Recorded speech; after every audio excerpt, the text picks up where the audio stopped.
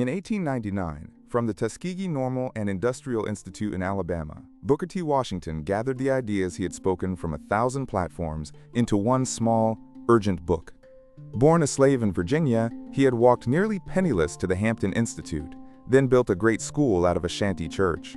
Here he sets out to answer one question: how to make the millions of Black Americans, freed only a generation before, into self-supporting, intelligent, valuable citizens, and how to bring about right relations between them and the white people among whom they live. He deals not with the past, but with conditions that exist now and are likely to shape the future. This is his argument for that future. Washington's thesis is plain and was, in his own day, controversial. A race just out of slavery, he argues, cannot leap in one bound to the position it took others centuries to reach. It must begin at the bottom and lay a sure foundation. That foundation is industrial education, by which he means thorough academic and religious training, going hand in hand with the training of the hand. Knowledge of mathematics, science, and literature is good, but it must be harnessed to the actual needs of the people. Farming, the trades, homes, and honest labor made dignified. Through property, economy, education, and Christian character, the Negro will become so indispensable to his community that rights will not have to be begged for, they will be freely conferred. Mere political agitation, he warns, builds on sand. Washington begins with the bare facts of how a people arrived, multiplied, and were tested in war and in the wreckage that followed. The first slaves, Washington writes, were brought by the Dutch in 1619 and landed at Jamestown, Virginia, the first cargo, number 20. By the census of 1890, those 20 had increased to over 7.5 million, and he predicts the 1900 census will show nearly 10 millions of African descent. Unlike every other inhabitant of America, the Negro came here without his own consent, compelled by physical force to leave his own country, and he was made to labor about 250 years under conditions calculated not to inspire love or respect for labor. This, Washington insists, is precisely why industrial education matters. It must give the black man a foundation of civilization on which to grow. Mere training of the hand, without culture of brain and heart, would mean little. During the 4 years of the Civil War, Washington records, the greater part of the Negroes stayed in the South and worked faithfully to support their masters, families, who were away at the front. He calls this self-control one of the most important chapters in the history of the race. The slave knew his master was fighting a battle that, if won, would keep him enslaved, yet he did not use torch or dagger. Had he done so, the war would have ended quickly, for the masters would have rushed home to defend their property. In all 4 years, there is not a single recorded instance of him outraging the family or destroying the property entrusted to him. Whether in slavery or freedom, Washington notes, the Negro has been loyal to the Stars and Stripes, never once charged with being a traitor. From 1865 to 1876 came the days of Reconstruction, when the seceded states tried to rebuild. Both the ex-master and the freedmen found themselves in poverty, the whole economic system disorganized. The weak point, Washington argues, was that no strong force prepared the Negro to become an intelligent, reliable citizen and voter. The main effort was simply to control his vote for the moment, regardless of his future. Without experience or preparation, he was urged to leave field and shop and enter politics, and mistakes were natural. The fault lay less with him than with the unscrupulous white leaders who won his confidence to serve their own ends. Yet Washington names a counterexample: Blanche K. Bruce, once a slave who served a full term in the United States Senate and twice as Register of the Treasury, without a whisper of dishonesty. Washington widens the lens. The condition of the Southern Negro is not a Southern problem, but a national one, binding North and South in a single destiny. 22 millions of people in the South, Washington writes, are bound to the 50 millions of the North by ties neither could tear asunder. The most intelligent New Yorker has his intelligence darkened by the ignorance of a fellow citizen in the Mississippi bottoms. The vote of the man in Maine, cast for the purist government, is largely neutralized by the vote of the man in Louisiana whose ballot is stolen or cast in ignorance. When the South is ignorant, the North is ignorant. When the South is poor, the North is poor. When the South commits crime, the nation commits crime. No member of the white race anywhere can harm the weakest member of the black race without the proudest blood of the nation being degraded. For the citizens of the North, there is no escape. They must help raise the civilization of the South, or theirs will be lowered. Washington imagines a great national crisis, one deciding peace or war, the honor of the nation. The North and West are divided. 5 million votes are to be cast in the South, and of these, 1/2 are ignorant. Worse, because of those ignorant votes, corruption in a dozen forms has crept in, until the conscience of the intelligent class is seared in its attempts to defeat the will of the ignorant. So you have on one hand an ignorant vote, on the other an intelligent vote minus a conscience. To this kind of jury, he warns, the nation may one day look for the votes that decide its destiny. We depend too much, he says, on a short campaign of education on the hustings, to do what should have been accomplished in the schoolhouse. The remedy is not the platform, but the classroom. Education after the war, Washington argues, began too nearly where New England education had ended. One of the saddest sights he ever saw was a $300 rosewood piano placed in a country school in the heart of the Black Belt. He does not oppose teaching music. He would only have deferred those lessons about 25 years. Behind the piano in a New England home stand 100 years of toil, savings, a paid-for house, a bank account. In this Black Belt community, 4/5 owned no land, many lived in one-room rented cabins, many mortgaged their crops, and not one had a bank account. Far wiser, he says, to teach the girls cooking, sewing, and dairying, the boys farming, awakening a desire for homes first. One piano lesson in a home of one's own is worth 20 in a rented log cabin. Then there is the brute fact of money. In one southern county of 30,000 colored people, Washington found, no public school for Negroes had run longer than 3 months, no colored teacher was paid more than $15 a month, and the public owned not a single schoolhouse, blackboard, or piece of crayon. Each colored child had about 50 cents spent on his education that year, each child in New York or Massachusetts near $20. A single schoolhouse near Boston costs more to build than is spent yearly on the whole colored school population of Alabama. Georgia reported 300,000 children growing up in ignorance, many of its schoolhouses not fit for horse stables. And the burden, he reminds us, falls on the poor white boy too, who gets $1 worth of education where the northern boy gets 20. Through the parable of one ruined estate, Washington shows how slavery sapped both races, and how a crude industrial training was the one legacy worth saving. In the Black Belt before the war, Washington writes, there stood a great estate, palatial mansion, beautiful grove, fields that were a model, the highest product of slave labor. Then came war, freedom, and reconstruction. The master returned to find his slaves free, and slowly realized how utterly his family had depended on their faithfulness, how slavery had sapped his own strength and taught him to see labor as degradation rather than dignity.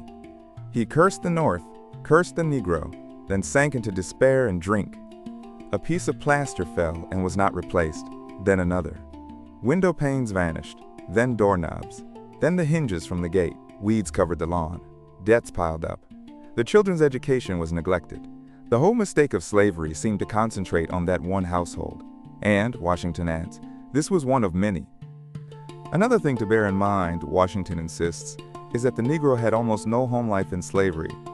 Mother and father had neither the responsibility nor the experience of training their own children. That was left to master and mistress. Only in the last 30 years have black parents had the actual charge of raising their own children. So mistakes are not to be wondered at. Where, people ask, are the wonderful cooks, the trained house servants, the cabinet makers, the jacks of all trades who were the pride of the South? They are mostly dead, Washington answers, and the survivors too old to work. Did they not train their children? No. Their skill was so commonplace to them, like breathing, that no one thought it a hard-earned accomplishment. The children went out and got an education in letters and forgot the ordinary training to live. When Tuskegee decided to teach tailoring, Washington was amazed that he could scarcely find one educated colored man in the country able to teach the making of clothing, though he could find scores to teach astronomy, theology, or Latin. He met women who could discuss Grecian history and analyze complex sentences, yet could not analyze the poorly cooked cornbread on their own tables. A skilled builder died in a city of 35,000 colored people, and not one young man could carry on his business. It scattered to the wind. Here, Washington says, are the 3 prime conditions of civilization: food, clothing, and shelter, and we have been the slaves of forms and customs. God, he believed, prepared the way through 250 years in which every great plantation served, in a limited sense, as a crude industrial school. Washington returns to the ruined estate. As the nights grew darker, relief came from the one source the ex-master least expected, an educated black man. This man's training had fit him to see the conditions of his own neighborhood and to relieve them, with knowledge not only in his head but in his hands. He applied agricultural chemistry to the worn-out soil. The washes and gullies disappeared, the waste places bloomed. New machinery robbed labor of its drudgery. Fences were rebuilt. Whitewash and paint did duty. Order replaced confusion. Profits replaced losses. Watching new strength flow into every part of his property, the white son of the South began revising his old creed that educating a Negro only spoiled a good field hand. Today, Washington writes, the grasp of that ex-slaveholder's hand and his words of gratitude repay all the years of sacrifice. Industrial education has been more misunderstood than any object since the war, Washington says. Many imagine it means making the Negro work as he worked in slavery. Far from it.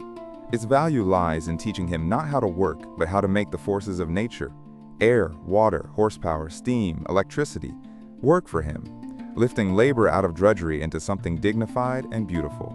The Negro in the South works, and works hard, but his lack of skill keeps him at the bottom. Contrast a black man toiling through oats with an old reaper against a white man on a modern harvester behind 2 horses, an umbrella over him, doing 4 times the work with half the labor.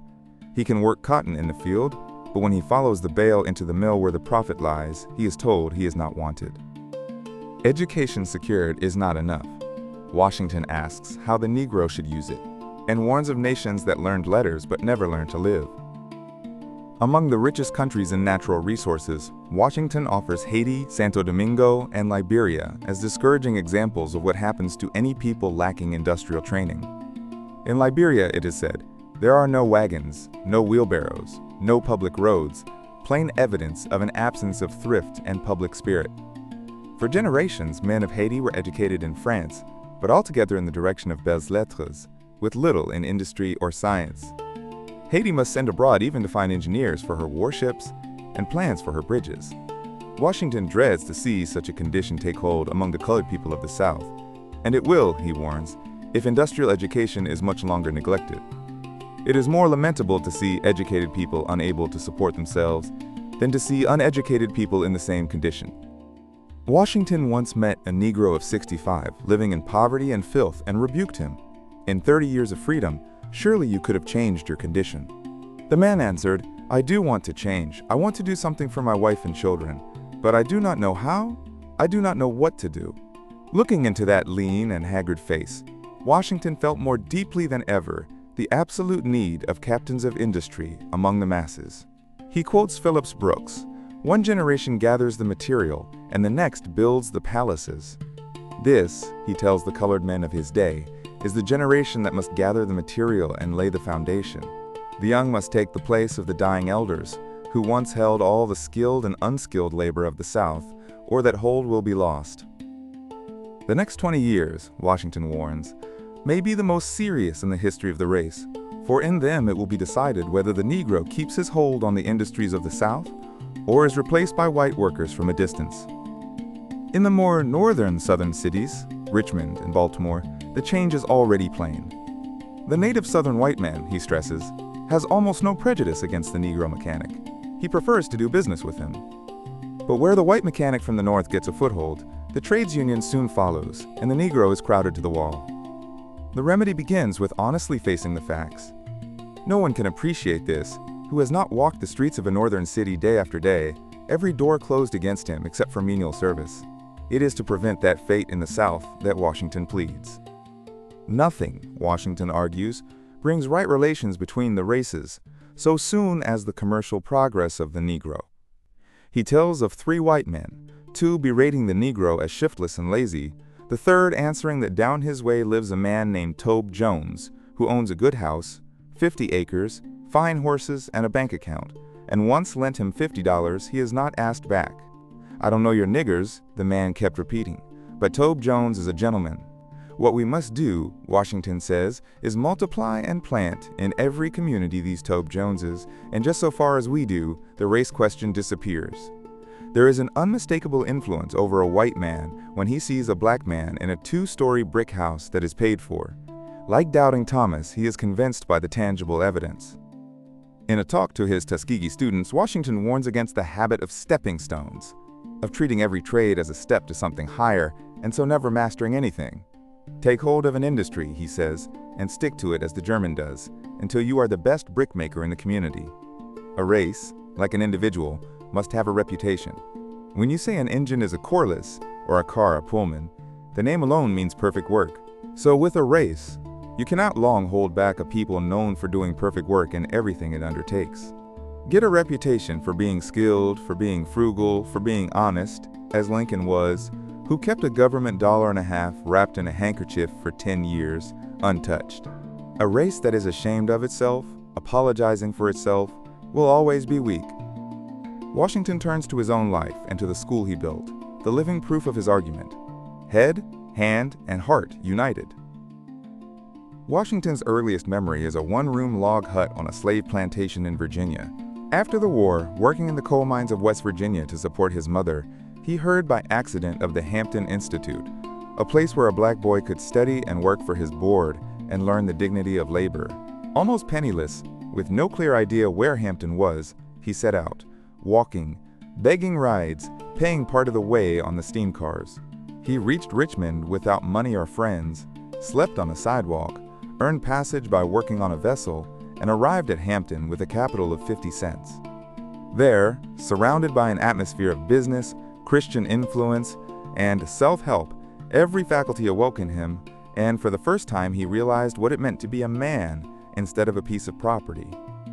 Resolving to give others what Hampton gave him, Washington went into the Black Belt, and his work began at Tuskegee, Alabama in 1881, in a small shanty church, with one teacher, 30 students, and not a dollar's worth of property.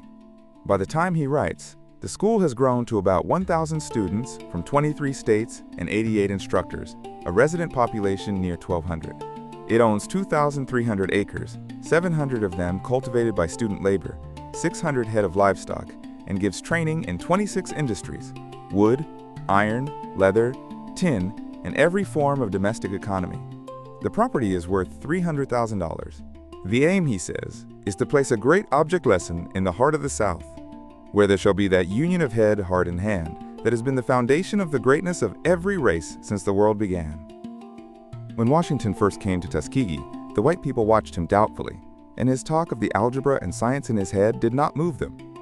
They began to trust him only when the students raised a large brick building, then another, until there were 40, nearly all built by student labor. There is an unmistakable influence, he notes, when a white man sees a black man living in a paid-for brick house. Friends provided means for a great new chapel. The students made the bricks, sawed the timber, drew the plans, did the masonry, plastering, painting, carpentry, and tinning, and made most of the furniture. The money accomplished three things at once. It built the chapel, taught the trades, and let the students earn toward their board. Each of the 26 divisions has a competent instructor teaching the principles beneath the practice, not mere antebellum labor. Washington gives a single example of what Tuskegee sends out. A young graduate returned to a plantation county where Negroes outnumbered whites 6-1, finding the people in debt, mortgaging their crops at 15 to 40% interest, 8 or 10 persons living in one-room cabins. The school, a wrecked log cabin, opened 3 months a year. He took the 3-month school as a nucleus and organized the older people into a weekly conference, teaching them to save, to farm better, to sacrifice until they were out of debt and buying land. Soon families were purchasing homes. They built a neat schoolhouse and extended the term from 3 months to 8. From this grew the Tuskegee Negro Conference, 800 coming each February by ox cart and on foot. One delegate, reciting his gains, cried, "We's done libin' in the ashes." Washington reviews the Negro's record of loyalty, the failure of premature politics, and the just terms on which he believes the vote should rest. Applying the words, "and Mary hath chosen the better part," Washington asks whether in each crisis the Negro chose the better or the worse. Asked in the nation's childhood to submit to slavery or, like the Aborigines, face extinction, he chose the part that perpetuated the race. In 1776, Crispus Attucks, a Negro, was the first to shed his blood on State Street in Boston that the white American might enjoy liberty forever, though his own race stayed in chains. In 1814, at New Orleans, General Andrew Jackson himself testified that no heart was more loyal, no arm more strong. In the Civil War, he protected the defenseless, even when burning the home would have won his freedom. And in the war with Spain, at Santiago, he again chose the better part, asking only to take the post of greater danger. Let Shafter, Roosevelt, and Wheeler tell how he died. At the beginning of freedom, Washington believes, the emphasis was put on the wrong end. Politics and office holding almost to the exclusion of everything else. Since 1873, the high-water mark of black office holding, the Negro has steadily lost elective offices, even though protected for years by federal arms and championed by Sumner, Thaddeus Stevens, and Carl Schurz, and by powerful black voices like Frederick Douglass, John M. Langston, and Blanche K. Bruce. The deeper trouble, he says, was that the white men who first won the Negro's political confidence mostly sought to control his vote for selfish ends. There is but one way out. The Negro must throw aside every non-essential and cling to the essential, his pillar of fire by night: property, economy, education, and Christian character. The man who owns property, pays taxes, and possesses character will exercise the greatest control in government. In an open letter to Louisiana's Constitutional Convention, Washington took higher ground than party politics. The Negro, he wrote, does not object to an educational and property test for voting, but let the law be so clear that no official can read it one way for the white man and another for the black. Any law not absolutely just to both races will injure the whites more permanently than the blacks, for dishonesty with the Negro's ballot leads by easy steps to fraud, to concealed weapons, to murder, and to lynching. In the degree that you close the ballot box against the ignorant, he begged, open the schoolhouse. Do not treat us as aliens. We are not aliens. We have cleared your forests, tilled your fields, nursed your children. The highest test of a race's civilization is its willingness to extend a helping hand to the less fortunate. Asked about the riots of 1898 in the Carolinas, Washington refuses a narrow answer. To cure an evil, he says, the statesman resorts to enlightenment and stimulation, the politician to repression. Merely depriving the Negro of his rights is superficial, irritating, and must be short-lived. He favors giving up nothing guaranteed by the Constitution, but the permanent cure will come through a property and educational test applied fairly to both races, cutting off the great mass of ignorant voters, and most of all through the industrial development of the Negro. When a citizen becomes a property holder, he becomes a conservative, thoughtful voter. The Southern white man, who already trusts the Negro in business, legal, and religious matters, must be led to consult him in politics too. As the Negro grows in property, both races will divide their votes on economic issues, and political outbreaks will cease. Washington dismisses immigration and fusion, weighs the race's weaknesses against its strengths, and turns his full indignation on lynching. When 500 colored people sailed from Savannah for Liberia, the press declared the race problem solved, forgetting that 500 more Negro children were born in the South before breakfast that morning. Washington studied the question of return during a sojourn in Europe and found no way out through Africa. All Europe, England, France, Germany has run a mad race for 20 years to gobble up the continent, and practically nothing is left. Old King Cetaweo summed it up. First comes the missionary, then rum, then traders, then the army. Cecil Rhodes, responsible for the killing of thousands of natives, said he would rather have land than Negroes. Henry M. Stanley the explorer told Washington he knew no place in Africa for the Negroes of the United States. The adjustment of the two races, Washington concludes, must take place here, and it is taking place, slowly but surely. It is encouraging, Washington says, when a race can hold itself up for honest analysis, neither flattered nor only blamed. He names the weaknesses, frankly. Physically, especially in the cities, the Negro is weak, but it traces to ignorant violation of the laws of health the sudden transition from plantation to city. He lacks the power to form a purpose and hold to it through years, and is strong individually but weak in organized bodies.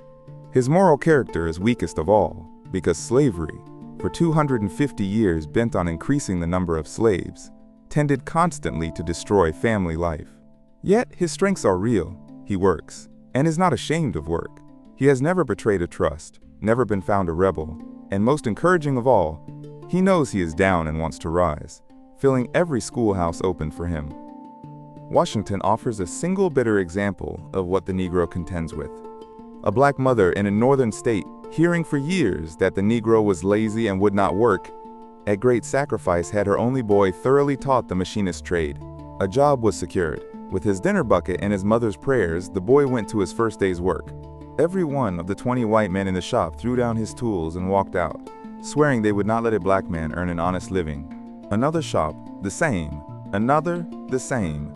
Today, that once promising young man is a wreck, a confirmed drunkard without hope.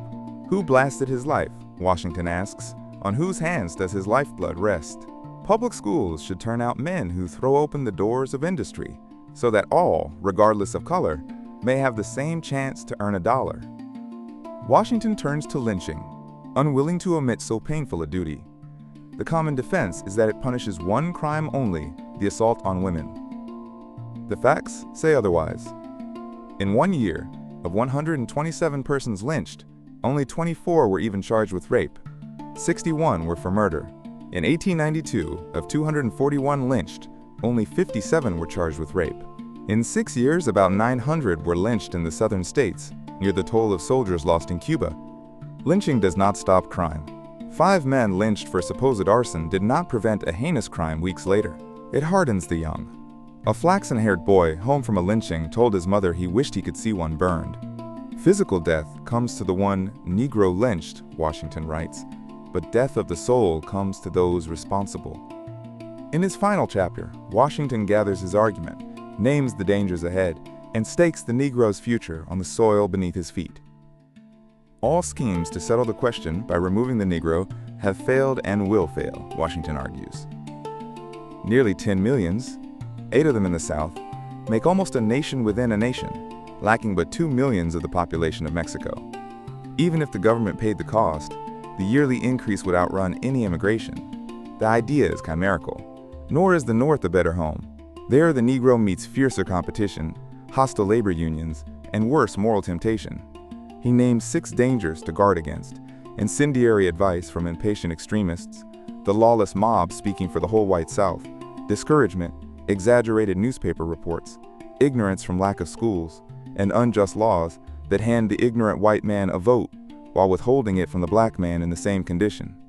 Such laws, he says, should be labeled laws to keep the poor white man in ignorance and poverty. The Negro must identify himself with the South and begin at the bottom, Washington concludes. For slavery, cursed though it was, taught him every trade that is the foundation of a living.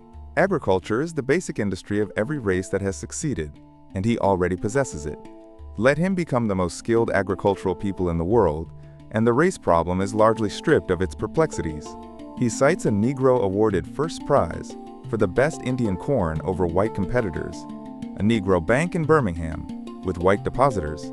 He quotes Frederick Douglass, "Without property there can be no leisure, no thought, no progress."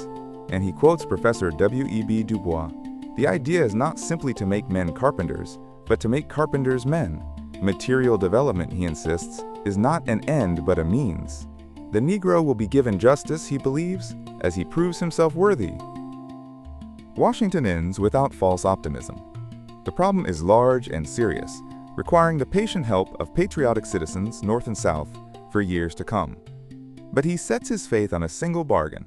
So long as the Negro is permitted to get education, acquire property, secure employment, and be treated with respect in the commercial world, he will work out his own destiny in the southern states.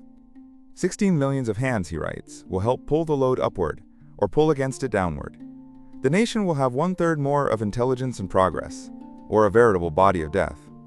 The laws of changeless justice bind oppressor with oppressed.